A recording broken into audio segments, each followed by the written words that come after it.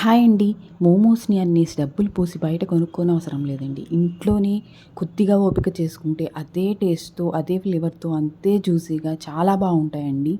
దీనికోసం ముందుగా ఒక పావు కేజీ చికెన్‌ని తీసుకొని, దానిలో ఉప్పు, పసుపు, కారం, అల్లం వెల్లుల్లి పేస్ట్ వేసి బాగా కలుపుకొని ఒక 2, 3 గంటల పాటు మ్యారినేట్ చేసి పెట్టుకోవాలండి ఫ్రిడ్జ్‌లో.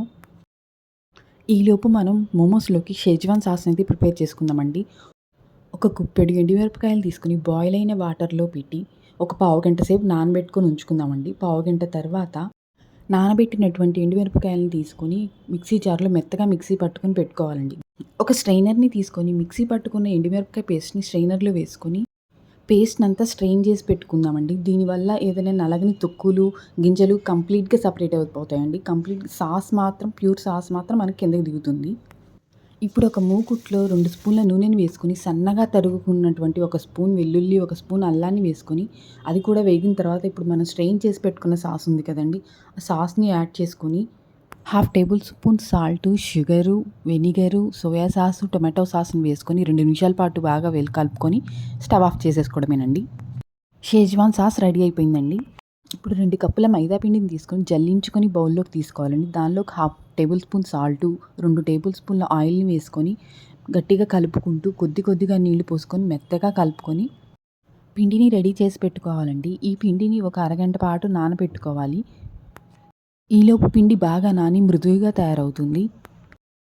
ఇప్పుడైతే మనం చికెన్ స్టఫింగ్‌ని రెడీ చేసుకుందామండి. 2 గంటలైతే అయిపోయింది కదా! స్టవ్ ఆన్ చేసుకొని ఒక గిన్నెని పెట్టి మనం మ్యారినేట్ చేసి పెట్టుకున్న చికెన్‌ని వేసి ఒక చిన్న గ్లాసు నీళ్లు పోసుకొని మూత పెట్టుకొని చికెన్‌ని ఉడికించుకుందామండి. ఈ నీరంతా ఎగిరిపోయిన తర్వాత చికెన్ బాగా కుక్ అయిపోయి ఉంటుంది. ఈ కుక్ అయిన చికెన్‌ను ఆరబెట్టుకున్న తర్వాత ఒక చాపర్‌లోకి తీసుకొని దీన్ని సన్నగా చాప్ చేసి పెట్టుకుందామండి. కావాలంటే పచ్చి చికెన్‌నే చేసుకోవచ్చు. కానీ ఇలాంటి టెక్స్చర్ రాదండి. ఇలా ఈ చాపర్‌లో చేస్తే చాలా బావుంటుందండి చికెను. ఇప్పుడు ఒక ప్యాన్‌లోకి 2 టేబుల్ స్పూన్ల నూనెని తీసుకొని, నూనె వేడెక్కిన తర్వాత సన్నగా తరిగినటువంటి ఒక స్పూన్ అల్లము, అలాగే ఒక స్పూన్ వెల్లుల్లిని వేసుకొని అవి కూడా బాగా వేగిన తర్వాత ఒక కప్పు ఉల్లిపాయ వేసి బాగా ఎర్రగా వేగనిచ్చిన తర్వాత ముందుగా మనం చాప్ చేసి పెట్టుకున్నటువంటి చికెన్‌ని కూడా వేసుకొని 2 నిమిషాల పాటు వేగనివ్వాలి.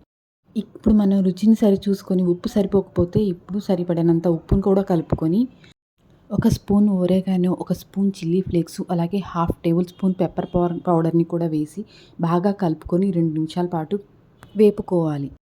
ఇప్పుడు దీనిలోకి మనం ఫైనల్‌గా ఒక స్పూన్ సోయా సాసు, ఒక స్పూన్ టొమాటో కెచప్‌ని కూడా వేసుకొని బాగా కలుపుకోవాలి. ఇక్కడ ఈ ఫ్లేవర్ ఎంత బాగా ఎన్హాన్స్ అవుతుందంటే అండి, రెస్టారెంట్ స్టైల్ ఆ మోమో ఫ్లేవర్ బాగా తెలుస్తుంది. ఎందుకంటే మనం అల్లం, వెల్లుల్లిని నూనెలో వేయించాం కదండీ! ఆ ఫ్లేవరు, అలాగే ఈ సాసెస్ ఫ్లేవర్ కూడా బాగా యాడ్ అయ్యి చికెన్‌కి చాలా మంచి ఫ్లేవర్ వస్తుందండి. అచ్చంగా ఈ మోమోస్ ఫ్లేవర్ అంతా ఇక్కడే వచ్చేస్తుంది. ఫైనల్‌గా సన్నగా తరిగినటువంటి కొత్తిమీరని చల్లుకొని స్టవ్ ఆఫ్ చేసుకోవడమే. ఇప్పుడు మనం నానబెట్టిన మైదా పిండిని చిన్న ఉండలుగా చేసుకొని చాలా పలుచగా షీట్స్‌లా చేసుకోవాలండి. చాలా థిన్‌గా ఉండాలి. ఇప్పుడు ఈ షీట్స్‌లోకి మనం ముందుగా చేసి పెట్టుకున్న చికెన్ స్టఫ్‌ని కూడా యాడ్ చేసుకొని చాలా జాగ్రత్తగా ఈ 2 వైపులా ఫోల్డ్ చేసుకుంటా మోమోస్‌ని క్లోజ్ చేసుకోవాలండి. వీడియోలో చూపిస్తున్న విధంగా. మైదా పిండి కదండీ! సాగుతూ ఈజీగా ఫోల్డ్ అవుతుంది. ఈ విధంగా అన్ని మోమోస్‌ని రెడీ చేసి పెట్టుకుందామండి. నేనైతే మోమోస్‌ని స్టీమ్ చేయడానికి ఇడ్లీ ప్యాన్ తీసుకున్నానండి. ఇడ్లీ ప్లేట్లకి నెయ్యిని రాసి పెట్టుకొని మోమోస్ అన్నిటిని వీడియోలో చూపిస్తున్న విధంగా అరేంజ్ చేసుకొని పాత్రలో కొద్దిగా నీళ్లు పోసుకొని మూత పెట్టుకొని విజిల్ వచ్చేంత వరకు కుక్ చేసుకున్నానండి.